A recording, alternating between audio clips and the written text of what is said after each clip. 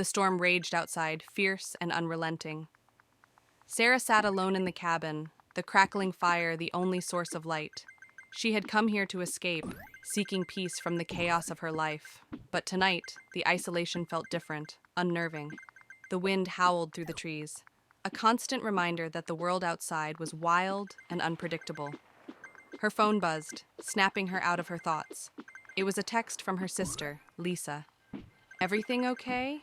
You've been silent for hours." Sarah quickly replied, "I'm fine, just the storm. I'll call you soon." She set the phone down, but the silence that followed seemed louder than ever. It was too quiet. No birds, no animals, just the wind. Then, a noise. At first it was faint, a creak in the distance. Sarah held her breath. Was it the house settling, or something more? The sound grew louder, closer, footsteps, slow, deliberate. Not from outside, but from inside. Her heart raced as she stood up, straining to listen. The footsteps stopped. She turned toward the hallway, every muscle in her body frozen. The kitchen was dark, except for the faint glow of the fire. She moved slowly, her breath shallow as she reached the door to the basement. It was slightly ajar. She hadn't opened it. She'd been sure it was locked. The footsteps started again, this time right behind her. Her pulse thundered in her ears. She spun around. No one. But then she heard it. A low, rasping voice, barely above a whisper.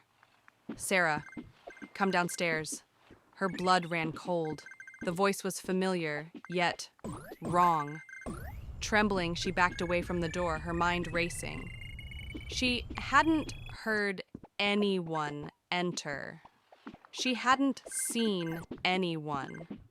"Sarah, I've been waiting for you." She couldn't move, couldn't speak. The voice came again, closer now. "Come on, Sarah, don't be afraid." The basement door creaked open, just enough to reveal a shadowy figure standing in the dark. The smell of decay filled the room. She could barely see its face, just a silhouette. The figure stepped forward, its presence suffocating. She wanted to scream, to run, but her legs were frozen. Her eyes locked on the dark shape, unable to look away. "Don't run, Sarah. I'm already inside." The door slammed shut behind her with a deafening crash, and the house fell into darkness. The footsteps were still there, moving toward her, growing louder with each passing second. Then the faintest echo of a laugh.